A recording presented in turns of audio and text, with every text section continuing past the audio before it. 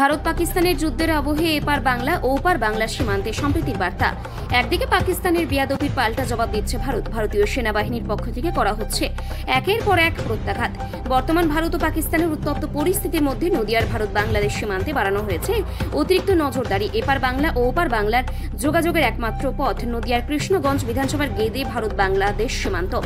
এদিন দুই দেশের মধ্যে সম্প্রীতি বজায় রাখতে এবং বিশেষ সচেতনতা বার্তা নিয়ে দুই দেশের নাগরিকদের সাথে কথা বললেন নদিয়ার কৃষ্ণগঞ্জ বিধানসভার বিজেপি বিধায়ক আশিস কুমার বিশ্বাস।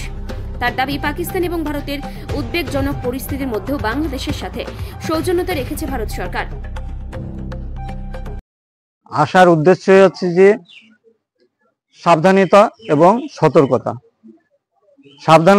সতর্কতা, অ্যালার্মনেস, যে বাংলাদেশ থেকে আমি দেখতে এসেছি, দেখতে চাই যে প্রত্যেকটা বিওপি এই কৃষ্ণগঞ্জ বর্ডার সহ যে কটা বিওপি আছে সব কমান্ডেন্ট সাহেব তারা অ্যালার্টনেস কিভাবে শিডিউল করেছে, কিভাবে ডিউটি, নর্মালি ডিউটি চলতেই থাকে, কিন্তু এখন যা দেখতে পাচ্ছি যে নর্মাল ডিউটির থেকে এরা আরো বেশি শক্তভাবে ডিউটি করছে, ডিপ্লয়মেন্ট এবং ছুটি ছাটা বন্ধ বা রিল্যাক্সেশন বন্ধ, 24 আওয়ার্স ডিউটি, সেই হিসাবেই আলোচনা হলো।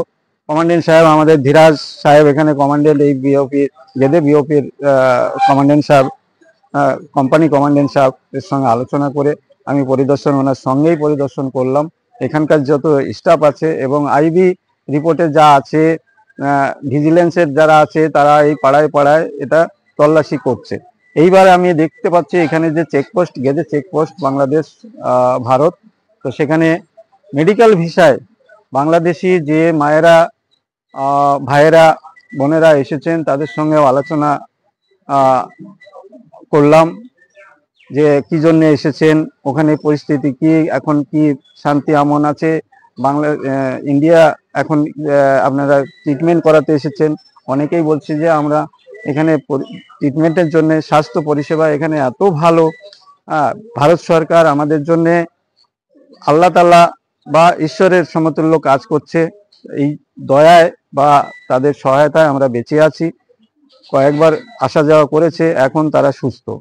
তাই এই যে মানবিক চিন্তাধারা, প্রতিবেশী বাংলাদেশ, তারা আমাদের প্রতিবেশী, অন্য দেশ হলেও তারা, আমরা মনে করি আমাদেরই এই পাড়া আর ওই পাড়া, এই গ্রাম আর ওই গ্রাম, সেটা মানবিকভাবেই বাংলাদেশবাসীকে এই ভারত সরকার এখনো এত শত্রুতা, এত দ্বন্দ্ব, এত বিবাদ থাকা সত্ত্বেও ভারত সরকার কিন্তু সেইটা মানব যে না, মানুষের বাংলাদেশ থেকে একটা মাল ট্রেন এলো, সেটাকে চেক আপ করছে দেখি সেটা, এবং বাংলাদেশ থেকে যে সমস্ত রুগীরা যাচ্ছে তাদের সাথে কথা বললেন, তাদের কি বুঝতে চায়, তাদের কাছ থেকে কথা বলতে কি বোঝার চেষ্টা করলেন? দেখুন, মালগাড়ি বা এমনি মৈত্রী এক্সপ্রেস যেত তখনও চেকিং হতো, কিন্তু এখনকার যে চেকিংটা দেখলাম, এই চেকিংটাই হচ্ছে পুঙ্খানুপুঙ্খভাবে, যে গাড়ি সেফলি গেল আর সেফলি এলো, সেটা কিভাবে, যে তার মধ্যে অন্য কোনো অস্ত্রশস্ত্র আছে কিনা,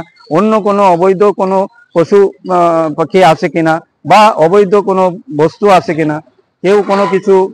অনেক ধন্যবাদ জানাই যে উনি আমাদের সবার ভালো দিকটা ভেবে কথাগুলো বলেছেন, যেন সবাই শান্তিতে বসবাস করতে পারি, সবাই শান্তিতে থাকতে পারি। হ্যাঁ, আমরা কেউ কারোর শত্রু না, সবার বন্ধু হয়ে থাকতে চাই, এটাই। আর ওনাকে অনেক ধন্যবাদ যে উনি ভালো আমাদের কথা বলেছেন সবার জন্য। আপনার নাম, আপনি কোথা থেকে এসেছেন? আমার নাম হচ্ছে রহিমা খাতুন শিবলি, আমি বাংলাদেশ থেকে এসেছি, বাংলাদেশের রাজশাহী জেলা। কি করতে এসেছেন ইন্ডিয়াতে? আমি এসেছি আমার ক্যান্সারের চিকিৎসা করতে। আল্লাহর মধ্যে আমি ইমপ্রুভ হয়েছি, সুস্থতা লাভ করেছি। আবার ইনশাল্লাহ আমাকে যেতে হবে 3 মাস পর। আপনি বাংলাদেশ থেকে এলেন, পশ্চিমবঙ্গের বিধায়কের সাথে কথা বললেন, এখন ভারত পাকিস্তানের মধ্যে একটা ধামাচল চলছে, এই অবস্থা নিয়ে কি বলবেন? আসলে এটা যেটা সঠিক সেটা হওয়া উচিত। হ্যাঁ, অন্যায়ের পক্ষে কোনোভাবেই থাকা উচিত না। সে যে হোক, দলই হোক, যে দেশই হোক, সবসময় ন্যায়ের পথে থাকলে মনে হয় সবচেয়ে ভালো, মিলেমিশে থাকা যাবে। পাকিস্তানের জঙ্গিরা ভারতের বেছে বেছে সিঁদুর দেখে খুন করেছে, আপনাকে এটা সমর্থন করে? আসলে এটা ঠিক না, কারণ মানুষ হিসাবে সবাইকে দেখতে হবে, যে সিঁদুর আছে বলে সে হিন্দু আর সিঁদুর নাই বলে আমি মুসলিম আর ওকে মারবো আমি তো ছেড়ে দেবো, এটা ঠিক না। সে মানুষ, সবচেয়ে বড় পরিচয় মানুষ। আপনি কি বার্তা দিতে চান সমাজকে? সমাজকে বলতে চাই যে সবাই মানুষ হিসাবে সবাইকে দেখো, আমরা আমাদের একই রক্তের মানুষ, আমাদের একজনই সৃষ্টি করেছেন, আমাদের একটাই সৃষ্টিকর্তা, সেটা আল্লাহ, ভগবান, হ্যাঁ, গড একটাই। আমরা সবাই যেন শান্তিতে মিলেমিশে থাকতে পারি, এটাই আমার থাকবে। আপনার নাম? আমার নাম রহিমা খাতুন সিং।